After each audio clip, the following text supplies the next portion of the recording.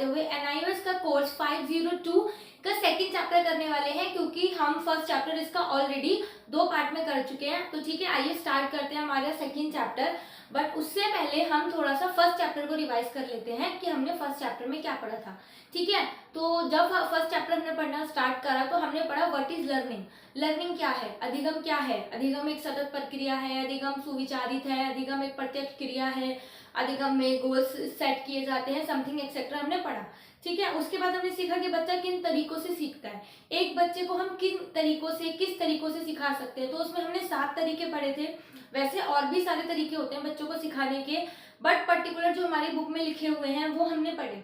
बच्चा अनुकरण के द्वारा सीखता है, बच्चा अवलोकन के द्वारा सीखता है, बच्चा समस्या समाधान के द्वारा सीखता है, बच्चा क्रियाकलाप के द्वारा सीखता है, बच्चा आपस में सहयोगिता करके सीखता है, प्रतिस्पर्धा करके सीखता है, और सो ऑन करके ऐसे बहुत सारे मेथड हमने पढ़े। ठीक है, इसके बाद हमने जब इतना भी हमने करा था फर्स्ट वीडियो में। ठीक है, इतना हमने पढ़ा था फर्स्ट वीडियो में। इसके बाद हम आते हैं सेकंड वीडियो में। जब सेकंड वीडियो में हमने पढ़ा तो उसमें हमने मेन टॉपिक कवर करे। बेसिकली अगर देखा जाए कि उस 30 मिनट की वीडियो में हमने 4 थ्योरीज कंप्लीट करी थी। ठीक है, 4 थ्योरीज। एक तो जो थी क्लासिकल कंडीशनल थ्योरीज, एक थी ऑपरेटर कंडीशनिंग जो स्किनर ने दी है, और क्लासिकल कंडीशनिंग जो पावलोव ने दी है। तो उस थ्योरी में हमने ये करा था कि जो एनआईओएस हमसे क्या कहना चाह रहा है, एनआईओएस उसके थ्रू हमको क्या बताना चाह रहा है, बेसिकली वो चीज हमने उस वीडियो में कवर करी थी। ठीक है, साथ ही उसके सेकंड साइड में हमने पियाजे और वाइगोत्स्की की थ्योरी करी थी। वाइगोत्स्की की सोशल कल्चरल थ्योरी, जिसमें उसने सोशल और कल्चर पे फोकस करा है, और साथ में 3 तरीके की स्पीच हमें दी है, वो हमने पढ़ा था। पियाजे की थ्योरी में कौन कौन सी 4 स्टेजेस होती हैं और किस किस स्टेजेस के क्या क्या स्पेसिफाई लक्षण है, वो थोड़ा सा हमने इस वीडियो में डिस्कस करा था।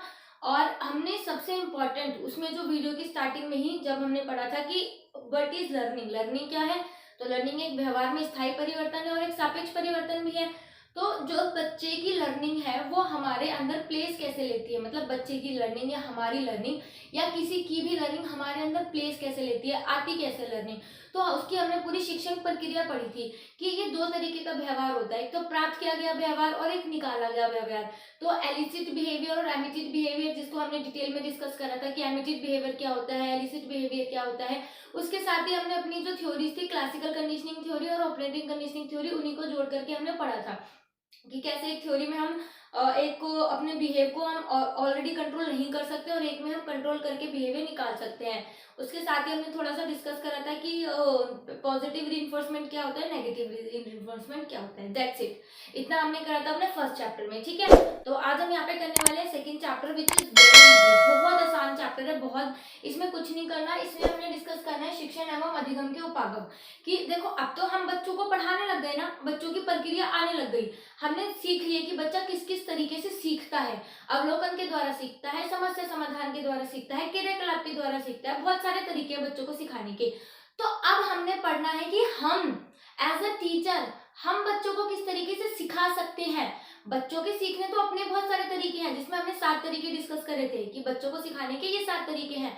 इस चैप्टर में हम पढ़ने वाले हैं कि हम बच्चों को किन तरीकों से सिखा सकते हैं, हमारी तरफ से क्या कोशिश हो सकती है कि हम किस चीज पे फोकस करके बच्चों को सिखाएं। ठीक है, तो ये कुछ दिए हुए शिक्षण एवं अधिगम के उपागम। उपागम की इंग्लिश अगर आपको पता होगी तो अप्रोच होती है ना, अप्रोच, मेथड नहीं होता, अप्रोच है ना, ये वाली अप्रोच। तो ये जैसे टीचर सेंटर्ड अप्रोच। तो इस चैप्टर में हम अप्रोच करने वाले हैं। ठीक है, फिर बोलेंगे, कुछ बच्चे पूछेंगे मेथड क्या होते हैं। हाँ तो ठीक है, मेथड भी डिस्कस करेंगे, मेथड भी पढ़ेंगे, बट वो 3rd चैप्टर है। पूरा का पूरा जो हमारा 3rd चैप्टर है वो हमारे मेथड पर है, डिपेंड करता है, और जो हमारा सेकंड चैप्टर है वो हमारे उपागम पे डिपेंड करता है। तो हम इसमें अप्रोचेस पढ़ने वाले हैं कि कौन कौन सी अप्रोचेस हो सकती हैं। ठीक है, are you getting my points. इस चैप्टर में हम सिर्फ और सिर्फ उपागम पढ़ने वाले हैं, और विच इज ओनली 5। सिर्फ हमें 5 उपागम दिए गए हैं, हमें पढ़ना है। छोटा सा चैप्टर है, बट अगर हाँ डिटेल में क्वेश्चन बनता है तो हम फंस सकते हैं कि मतलब एकदम, मतलब जैसे मल्टीपल ऑप्शंस आ गए कि पहला कथन सत्य है, दूसरा गलत है, दूसरा सही है, पहला सत्य है, दूसरा गलत है, समथिंग ऐसा अगर आ गए तो हम फंस जाएंगे। देखो अदरवाइज ये तो आपको नाम से ही पता चल रहा होगा ना, शिक्षक केंद्रित क्या होता है, दक्षता केंद्रित क्या होता है, विषय केंद्रित क्या होता है, ये तो नाम से ही पता चल रहा होगा। बट फंसेंगे हम कब, जब मान लो एक स्टेटमेंट इसकी दे दी, एक स्टेटमेंट इसकी दे दी, और हम एकदम से कंफ्यूज हो जाए कि भाई किसमें क्या हो सकता है, मान लो हम डायरेक्टली एकदम, तो पेपर का टाइम ही वो इतना खतरनाक होता है कि कुछ समझ ही नहीं आता, तो कौन सा तुक्का लगाने के चक्कर में भी हाँ ये इसका ही होगा चल ठीक है लगा दो, तो वहाँ पे माइंड का प्रॉपर काम करना जरूरी है। बट बहुत ज्यादा दिक्कत हो जाती है उस टाइम पे ना, बहुत होपलेस से वैसे ही फील कर रहे होते हैं। तो बेसिकली हम इसको डिटेल में पढ़ने वाले हैं कि मतलब इसमें बेसिकली क्या कहा है, वैसे तो आप लोगों को पता ही है, बट स्टिल हम अपनी तरफ से फॉर्मेलिटी पूरी करेंगे, हम पढ़ेंगे। इसको स्टार्ट करने से बता दूं, एक थे पियोटो फ्यारे कुछ करके नाम है, ये स्टेटमेंट आ रखी है इन्होंने ना, इसको बैंकिंग एजुकेशन बोला है। एक ही पॉइंट इंपॉर्टेंट है, आप चाहो लिखना चाहो तो लिख लेना, अदरवाइज ये तो आपको पता ही है कि शिक्षक केंद्रित उपागम क्या होता है। बस ये बताई थी, प्यूटो फ्यारेस कुछ करके नाम है, इन्होंने क्या बोला है, इसको बैंकिंग एजुकेशन बोला है। ठीक है, बैंकिंग की ये बैंकिंग एजुकेशन है। अब इन्होंने क्यों बोला बैंकिंग एजुकेशन, पहली बात तो ये शिक्षक केंद्रित उपागम क्या होता है। शिक्षक केंद्रित उपागम क्या होता है, जिस उपागम का जिसका मुख्य केंद्र शिक्षक होता है, कि शिक्षक को ध्यान मतलब कि हम इस उपागम में हम ये मानते हैं कि शिक्षक एक ऐसा व्यक्ति है जो सब कुछ जानता है, शिक्षक को सब कुछ आता है, शिक्षक सब कुछ जानता है और उसके पास इनफ ज्ञान है। अब उसके अपने जो उसके अंदर पास ज्ञान है शिक्षक को, उसको बच्चों में भरना है। अब वो ज्ञान जो है निकाल निकाल के अपना ज्ञान भरेगा। तो इनने बंदे ने इसको बैंकिंग एजुकेशन बोला था। क्यों, देखो बैंकिंग एजुकेशन क्या होता है कि जब हम बैंक में, बैंकिंग एजुकेशन क्यों, जैसे हम बैंक में पैसा जमा कराते हैं तो वो सबमिट करता रहता है और थोड़ा सा इंटरेस्ट के बाद हमें लौटा देता है। तो ये क्या कह रहे हैं, हम बच्चों को ना इससे कंपेयर कर रहे हैं कि बैंक से, कि हम टीचर क्या कर रहा है, बच्चों में बस भरे जा रहा है ज्ञान भरे जा रहा है। नो मैटर बच्चे उस ज्ञान का यूज कर रहे हैं या नहीं कर रहे हैं, उनको कुछ समझ में आ रहा है नहीं आ रहा, बस वो अपने अंदर भरे जा रहे हैं। जिनका उनका काम ये बचेगा कि बाद में उनको इंटरेस्ट के साथ टीचर को लौटाना होगा, समथिंग ऐसे। ये इसको शिक्षक केंद्रित उपागम है। ठीक है, और शिक्षक केंद्रित उपागम या अध्यापक केंद्रित उपागम भी कहते हैं। तो इसमें आपको पता है अध्यापक वह सब कुछ जानता है जो एक बच्चे को जानने की आवश्यकता है। ठीक है, और इसमें क्या है, कमजोर बच्चों में ज्ञान को ग्रहण करने और उपयोगिता करने की क्षमता कमी होती है। ये तो आपको पता ही होगा, जैसे जो टीचर सेंटर्ड है, टीचर बता रहा है, जो बच्चा उसको ले लेगा तो वो अच्छी बात है, नहीं तो जो बच्चा नहीं ले पाएगा या जो याद नहीं कर पाएगा तो टीचर क्या बोल देगा कि इस बच्चे में उपयोग करने की योग्यता की कमी है, इसको याद नहीं होता। इसमें स्मृति से याद रखना पड़ता है, मीन्स कि हमारे दिमाग पे याद रखना पड़ता है। पियोटो फोरियो नाम है, ये आई नहीं आएगा बस, बाकी ठीक है। पियोटो फ्यारे ने इसको बैंकिंग एजुकेशन बोला है। इस बुक में ना इसका इतना ही बता रखा है बस, कि मतलब ये क्या है, इतना ही है। और ये चैप्टर तो बहुत बड़ा है, बट इसको इन्होंने ये जो पॉइंट्स है ना, इनको छोटे छोटे पार्ट में ही डिवाइड किया हुआ है। बट मेनली इन्होंने इसमें क्या करा हुआ है, बहुत सारी केस स्टडीज दी हुई हैं। अगर आप इस चैप्टर को पढ़ोगे ना, बहुत सारी केस स्टडीज दी हैं। इस चैप्टर के स्टार्टिंग में इन्होंने 3 से 4 बॉक्स बना के दिए हुए हैं, जिसमें उन्होंने बोला कि मतलब एक टीचर है वो ऐसे ऐसे कर रही है, हर बच्चों को इक्वल पार्टिसिपेशन ले रही है। एक सिचुएशन है, एक टीचर खड़ा है, वो सबके सामने बकवास करता है और बकवास करके चला जाता है। फिर एक सिचुएशन ऐसी दे रखी है कि कुछ बच्चे पार्टिसिपेट करते हैं, कुछ नहीं। तो फिर आपसे व्यूज पूछे गए हैं कि आपके अकॉर्डिंग कौन सा स्टडी मेथड आपको सही लगा, कौन सी अप्रोच अच्छी है, किसमें बच्चे ज्यादा एक्टिव होंगे। तो इस चैप्टर में अगर आप पढ़ोगे ना, आपको 9 से 10 केस स्टडी मिल जाएंगे। तो 9 से 10 केस स्टडी इसमें ज्यादा है। ठीक है, अब इसके बारे में हमने पढ़ लिया, ये अध्यापक केंद्रित उपागम क्या होता है। तो अब देखो, इसकी कुछ विशेषताएं भी होती हैं। चाहे कोई सी भी चीज हो, हर एक चीज की कुछ विशेषताएं भी होती हैं और हर एक चीज के कुछ नुकसान भी होते हैं। इसकी विशेषताएं क्या है कि ज्ञान शिक्षक से बच्चे में पहुंचता है, सीधे टीचर ज्ञान बच्चे में भरता है। अधिगम की अपेक्षा ध्यान शिक्षण, हम इसमें ये नहीं देखते कि बच्चे को अधिगम हो रहा है नहीं हो रहा, बच्चे को आ रहा है नहीं हो रहा, बस हम ज्ञान पहुंचा देते हैं। सेकंड चीज, इस वाले मेथड में एक टाइम पे ज्यादा ज्ञान दिया जा सकता है ना। बच्चे को अगर हम पार्टिसिपेशन करवाने बैठे, बच्चे कुछ बोलेंगे, टीचर कुछ बोलेंगे, फिर हम कंक्लूजन निकालेंगे, फिर कुछ बोलेंगे, जैसे ग्रुप डिस्कशन में। तो ये क्या होता है, ये इस तकनीक के द्वारा, अप्रोच के द्वारा टाइम सेव होता है। इसमें क्या होता है, टीचर बकवास करता रहता है, बच्चे ले लेते हैं। तो इसमें क्या है कि हम एक बार में ज्यादा ज्ञान का प्रसार कर सकते हैं, एक बार में ज्यादा चीजें बता सकते हैं। ठीक है, इसमें क्या होता है, इसमें सुनने, पढ़ने और लिखने पर बल दिया जाता है। सुनने, पढ़ने, लिखने पर बल दिया जाता है। और जो अध्यापक है वो मुख्य विषय वस्तु से संबंध रखते हैं। ठीक है, विषय वस्तु पर जो टीचर को पढ़ाना है वो वही पढ़ाएगा, फालतू की कोई बात नहीं। फालतू का बोलोगे तो डांट भी देगा, समथिंग ऐसे मीन उस पर ही करता है कि बस ठीक आंसर पे फोकस करेगा, कि जो उत्तर ठीक है उस पर फोकस करेगा। गलत कर रहे हो तो तुम्हारी प्रॉब्लम है, नहीं बोल रहे तो तुम्हारी प्रॉब्लम है, मतलब कुछ नहीं है, टीचर को कोई लेना देना नहीं है इससे। हमेशा अपने सिलेबस से रिगार्डिंग ही बात करेगा, अपने सिलेबस पूरा कराएगा, काम खत्म। इसमें मेन उसका फोकस क्या रहता है कि भाई टीचर को सिलेबस पूरा कराना है। अब उसके लिए वो पूरे साल में 2 पीरियड में लेके सिलेबस पूरा कराए, या एक्स्ट्रा क्लास ले, या रोज के रोज पढ़ाए, कैसे भी करे, उसका मेन फोकस रहेगा कि आपको सिलेबस पूरा कराना है। इसमें क्या है, जैसे तारीफ करना, पीठ थपथपाना, इनाम और सजा, ये सब भी टीचर के द्वारा दिए जाते हैं। इनाम, सजा, पीठ थपथपाना। और इसका मेन चीज ये रहता है कि इसमें ना बच्चे आज्ञाकारी रहते हैं टीचर के प्रति। जिस क्लास में टीचर का बोलबाला होता है ना, उस क्लास में बच्चे बहुत ज्यादा आज्ञाकारी रहते हैं अपने टीचर के लिए। और इसमें आपको बताया ज्ञान सूचना कौशल का विकास होता है।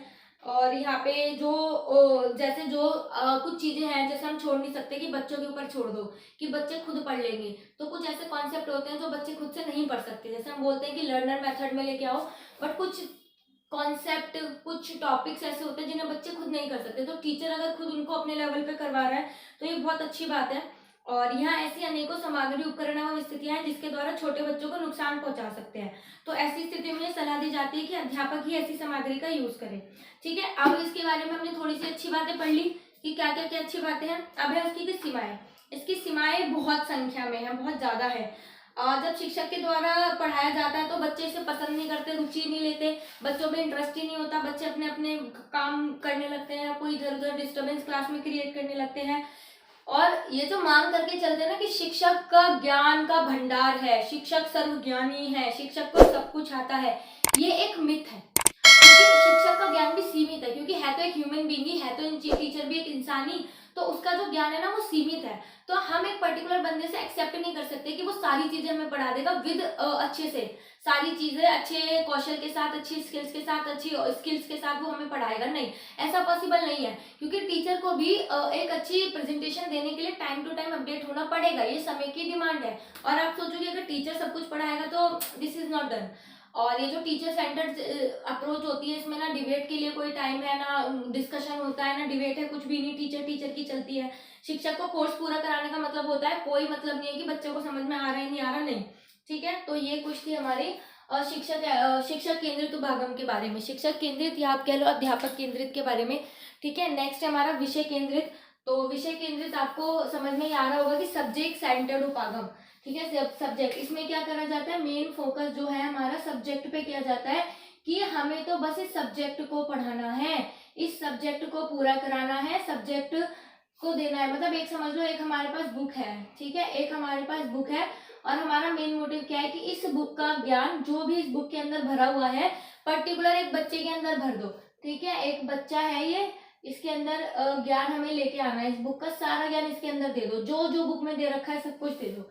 इसको हम कहते हैं विषय केंद्रित उपागम, क्योंकि मेन फोकस सब्जेक्ट पे है। इसमें हम मेन फोकस टीचर को नहीं मानते, इसमें मेन फोकस हम सब्जेक्ट को मानते हैं कि सब्जेक्ट में सब कुछ है, एक किताब में सब कुछ है, और वो सारा ज्ञान हमको किसमें देना है, बच्चे के अंदर हमें ज्ञान देना है। ठीक है, तो इसमें क्या करा जाता है, विषय के वस्तुकरण पर फोकस किया जाता है।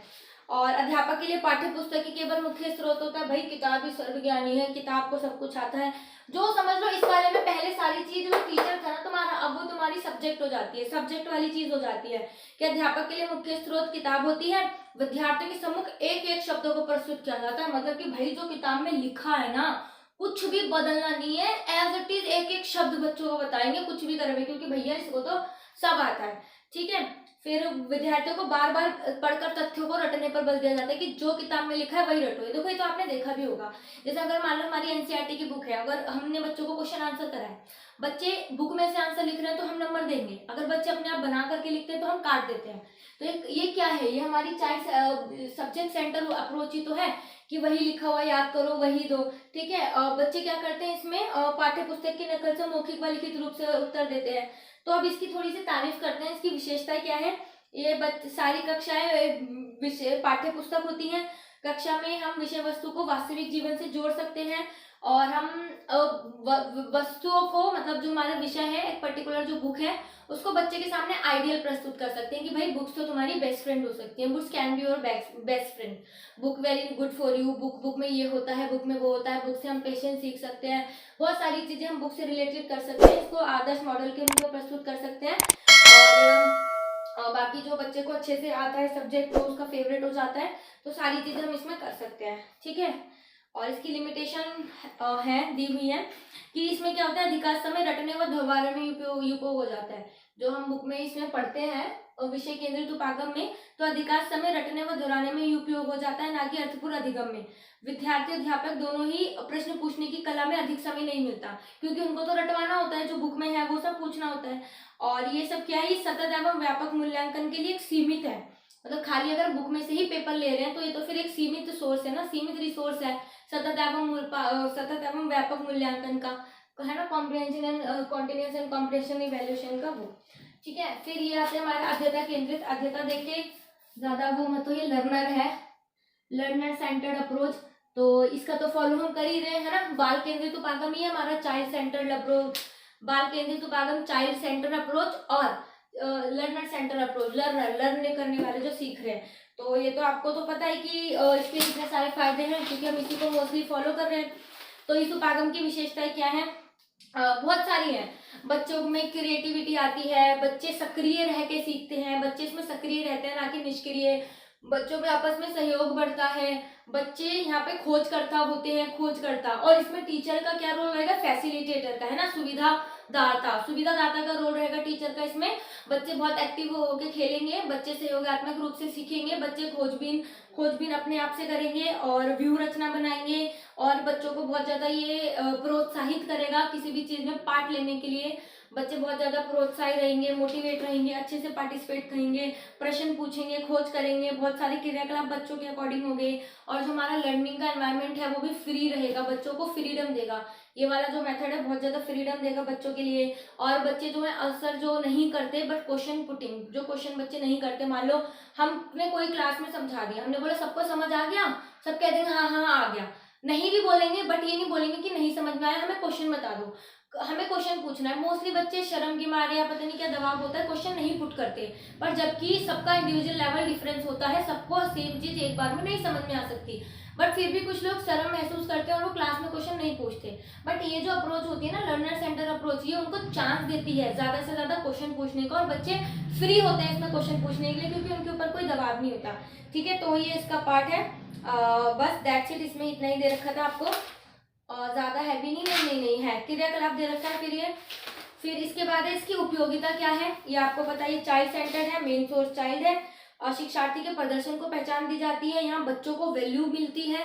ठीक है, हर एक बच्चा इंपॉर्टेंट है, हर एक बच्चे पे पर्टिकुलर फोकस करा जाता है, हर बच्चा इंपॉर्टेंट है, हर एक एक्टिविटी इंपॉर्टेंट है, हर एक एक्टिविटी का रिजल्ट इंपॉर्टेंट है बच्चों के पर्सपेक्टिव से। ठीक है, तो ये सारी चीजें इसमें होती हैं। बट हाँ, इसकी आलोचना भी है। अब ये अच्छी है, ये वाली नो डाउट कि ये अप्रोच बहुत ज्यादा अच्छी है, बट स्टिल इसमें भी हमारे क्वेश्चंस उठते हैं, इसमें भी आलोचक है, क्योंकि हर एक में कुछ ना कुछ मीन नेक निकालने वाले तो हर जगह मिल जाते हैं, तो इसके भी बहुत सारे आलोचक हैं। यहाँ की इसमें क्या है कि औसत रूप से सभी विद्यार्थियों को इसमें पढ़ाना कठिन है, मतलब हर एक बच्चे का लेवल अलग अलग होता है, तो इस मेथड से हर एक बच्चे को पढ़ाना थोड़ा सा डिफिकल्ट है। और अगर टीचर जो है ट्रेन नहीं होंगे, टीचर अगर ट्रेनिंग वाले टीचर नहीं होंगे, स्पेसिफिक टीचर नहीं होंगे, या फिर उनके अपने सब्जेक्ट में कमांड नहीं होगी, तो इस मेथड से पढ़ाना थोड़ा सा मुश्किल पड़ जाता है। ठीक है, इसके बाद दोनों फर्स्ट और थर्ड मेथड की उन्होंने आपस में कंपैरिजन करी हुई है, तो वो आप लोग देख लेना। ठीक है, इसके बाद क्या है, दक्षता आधारित उपागम, दक्षता आधारित, या इसके लिए मैं एक सेकंड वर्ड यूज कर सकती हूँ योग्यता, या इसके लिए है कंपेटेंसी बेस्ड उपागम। कंपेटेंसी बेस्ड उपागम क्या होता है कि हम बच्चों को ना एक क्लास में समझ लो पहले क्या है, हम एक क्लास में मान लो उनके बच्चों को योग्यता के आधार पर डिवाइड कर देते हैं कि ये वाला बच्चा जो है, मतलब ये इंटेलिजेंट वाले ग्रुप में जाकर समथिंग ऐसा करना तो नहीं चाहिए। बट ये क्या करती है अप्रोच, किस पे बेस्ड है, योग्यता आधारित उपागम पे क्या करती है कि बच्चों को ना, एक क्लास के बच्चों को बहुत सारे ग्रुप में डिवाइड कर देती है कि ये बच्चे पढ़ने में मीडियम है तो ये इस ग्रुप में, ये बच्चे थोड़ा स्लो लर्नर है इधर, ये बच्चे इंटेलिजेंट है तो उधर, तो मतलब 3-4 ग्रुपों में एक पर्टिकुलर क्लास को डिवाइड कर देती है। ठीक है, उनके लेवल के अकॉर्डिंग, उनकी योग्यता के आधार पर इसको डिवाइड कर दिया। फिर जब वो पढ़ाना स्टार्ट करती है ना टीचर, तो सारे ग्रुप्स को उनकी योग्यता के आधार पर पढ़ाती है।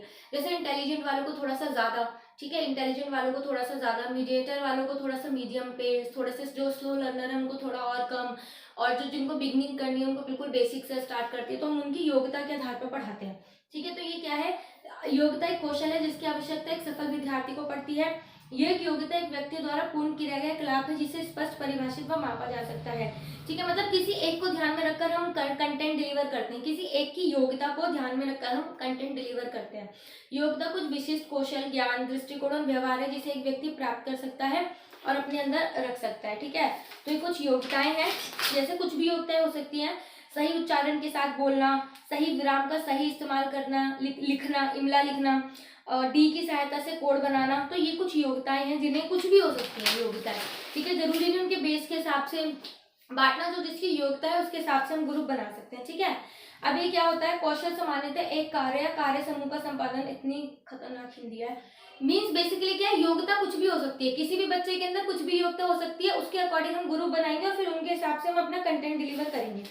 ठीक है, और इसमें क्या है, स्पेसिफिक ऑब्जेक्टिव लर्निंग आउटकम की हमें जरूरत होती है, जो हम पढ़ा रहे हैं तो उसके बाद क्या आउटकम्स आएंगे, यानी इसके बाद ये बॉक्स में आपको दे भी रखा है कि मिनिमम लर्निंग लेवल, तो जो वो भी हम पढ़ा रहे हैं उसका मिनिमम लर्निंग लेवल निकालना चाहिए, और पर 1990 तक रहा था, फिर कह रहे हैं उसके बाद इसकी इंपॉर्टेंस कम हो गई। मिनिमम लर्निंग लेवल क्या है कि देखो हमारी जो गवर्नमेंट है 9th क्लास से उन्होंने रखा हुआ है कि अगर कोई बच्चा 9वीं से 10वीं में जाना चाहता है या वो नेक्स्ट क्लास में जाना चाहता है तो उसको 33% मार्क्स आने पड़ेंगे। ठीक है, कि अगर वो अपने कंटेंट का हर एक सब्जेक्ट में चाहिए, हर एक सब्जेक्ट का 33 मार्क्स वो ला रहा है, तो ये इसका मिनिमम पासिंग क्राइटेरिया है कि तभी वो बंदा पास होगा, तभी वो आगे जाएगा। तो यहाँ पे जो 33% है ना, ये क्या है, मिनिमम लर्निंग लेवल है कि इतना तो बच्चे को आना ही चाहिए, बाकी वो जितना लिया है बहुत अच्छी बात है, but minimum learning level 33% required है कि अगर इस बच्चे ने उसमें से इतना 33% भी नहीं सीखा ना, तो उसको दोबारा करवाओ, कम से कम उसको इतना 33% तो सीखना पड़ेगा। तो वो ये उसकी योग्यता बेस में ही आ जाता है। ठीक है, और इसकी उपयोगिता क्या है, योग्यता आधारित उपागम विद्यार्थी को रटकर याद करने की पद्धति से दूर रखता है। ठीक है, विद्यार्थी ने आज जो कुछ सीखा है उसे वह कल भूल नहीं सकता है, क्योंकि बच्चा खुद इसमें करके सीखता है और अपने आप निर्देशन में मास्टरी स्तर को प्राप्त करता है। इसमें क्रियाकलाप होते हैं जैसे कहानी सुनाना, भूमिका प्रदर्शन, संवाद, पहेली अभ्यास, शब्द खेल, जादू, क्विज, ये सारी चीजें होती हैं। और इसमें क्या होता है, जो हमारी स्टडी होती है बहुत ज्यादा इंटरेस्टिंग होती है, बच्चों को बहुत ज्यादा इंटरेस्ट आता है, ये सुधार करने के लिए चीजें करी जाती हैं। सीमाएं क्या होती हैं, अध्यापक को विषय वस्तु के बारे में गहन ज्ञान रखने की आवश्यकता होती है, क्योंकि भाई उसने ही तो क्लास को अलग अलग ग्रुप में बांटा है, तो हर एक के हिसाब से उसको पर्टिकुलर ज्ञान आना चाहिए, हर एक पर्टिकुलर चीज सीखनी चाहिए, तो इसलिए उसको गहन ज्ञान की आवश्यकता होती है। यदि अध्यापक विषय वस्तु में कुशल नहीं है तो ये उपागम काम भी नहीं करेगा। ठीक है, और विद्यार्थियों की सीखने की गति अलग अलग होती है, तो हो सकता है जो टीचर ने टाइम डिसाइड करा है उस टाइम तक बच्चे ना सीख पाए। और जब सबकी योग्यताएं भी बराबर नहीं होती, जो उन्होंने ग्रुप में बांटी होंगी ना, जैसे ये 5 बच्चों को सेम योग्यता वाले ग्रुप में डाल दिया, तो जरूरी नहीं उन 5 का भी लेवल इक्वली हो, कोई बिल्कुल बिगनिंग में हो सकता है, कोई बिल्कुल एंड में, तो ये मेंटेन रखना भी एक दिक्कत वाला काम रहता है। और इसमें मास्टरी हासिल करना बहुत ज्यादा कठिन होता है, विशेषकर प्रथम पीढ़ी के विद्यार्थियों के लिए जो पहली बार स्कूल आए, पहली बार पढ़ रहे हैं। और योग्यताओं को विस्तृत रूप से सह योग्यताओं में रखा जाता है, मूल्यांकन पे ध्यान नहीं दिया जाता है, तो ये सारी चीजें इसके अंदर आती हैं। ठीक है, ये इसके थोड़े पॉइंट्स थे, नेगेटिव पॉजिटिव दोनों हमने पढ़े। अब लास्ट है रचनात्मक उपागम। तो हमारी अगर परीक्षा की दृष्टि से देखा जाए और पढ़ाने के पॉइंट ऑफ व्यू से, तो ये रचनात्मक उपागम ना बहुत जरूरी है। इसमें 2-3 करके, इसमें 3 से 4-5 इसमें आपको वो दे दी, 3 से 4-5 केस स्टडी दी हुई है। तो इन्होंने बोला ये रचनावाद पता है कौन लेके आए हैं, ये जो हमारे पियाजे हैं, जीन पियाजे प्लस वाइगोत्स्की ने कुछ इसके ऊपर काम करा और इनकी दोनों की थ्योरी को मिलाकर के हम बोलने लगे कि रचनात्मक उपागम है, कि बच्चों को इस तरीके से पढ़ाया जाए, वाइगोत्स्की और इसको जीन पियाजे को। वर्तमान में स्विस मनोवैज्ञानिक जीन पियाजे और रासायनिक लेव वाइगोत्स्की के योगदान में बहुत बड़ा हो चुका है। इसमें क्या है कि बच्चे को कैसे सिखाना है, लर्निंग बाय डूइंग, करके सिखाना है, ये वाली अप्रोच कहती है लर्निंग बाय डूइंग। ठीक है, इसमें क्या करना है, हमने बच्चों को 100% इंगेज करके रखना है, कोई भी बच्चा फ्री नहीं रहेगा, हर एक बच्चा सीखेगा, हर एक बच्चा रहेगा, और ये सेल्फ सेंटर्ड रहेगी। ठीक है, हर पर्टिकुलर अपनी अकाउंटेबिलिटी हर एक बच्चा खुद लेगा अपने खुद के सीखने की। ठीक है, इसमें देखो कुछ एक्टिविटीज क्या हो सकती है रचनात्मक कार्य में, प्रयोग, बच्चा प्रयोग करके सीखेगा। हाँ, बच्चों को प्रोजेक्ट दिया जाएगा, परियोजना कार्य, क्षेत्र भ्रमण, बच्चों को घुमाने ले जाओ, दृश्य दिखाओ, डिस्कशन करो, डिबेट करो, तो ये सारे कुछ तरीके हैं किसके, रचनात्मक मूल्यांकन के।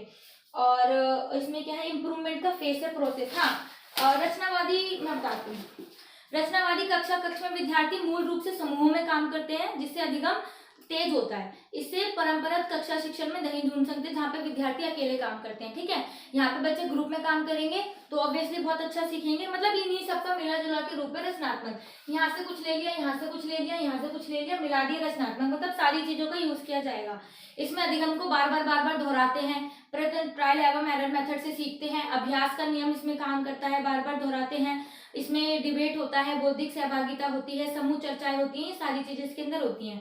और इसमें थोड़ी सी और एक्टिविटी भी करी जाती है, जैसे बच्चों को घुमाने ले जाना और सब कुछ, ये हम डिस्कस कर चुके हैं। रचनात्मकवाद की विशेषताएं क्या होती हैं? इसमें बच्चे सक्रिय रूप से सम्मिलित होते हैं, वातावरण प्रजातांत्रिक है, गतिविधियां विद्यार्थी केंद्रित होती हैं, विद्यार्थी अपने अनुभव खुद ही करते हैं, प्रक्रिया भी उत्पाद जितनी महत्वपूर्ण है, शिक्षण के बजाय अधिगम पर केंद्रित है। बस ये कुछ चीजें थी। अब प्रक्रिया भी उतनी महत्वपूर्ण है जितना कि उत्पाद, मतलब कि हम किस पे फोकस करते हैं? आउटकम पे। जो हम ये चीज करा रहे हैं उसका रिजल्ट क्या आएगा, क्या बच्चे ने सीखा होगा या बच्चे ने नहीं सीखा होगा, हम मेनली क्या करते हैं? रिजल्ट पे फोकस करते हैं। बट इसमें प्रोसेस भी जरूरी है, जिस प्रोसेस से हम बच्चों को करा रहे हैं तो वो प्रक्रिया भी जरूरी है, क्योंकि अगर वो प्रक्रिया ही नहीं होगी तो बच्चों का कैसे आएगा।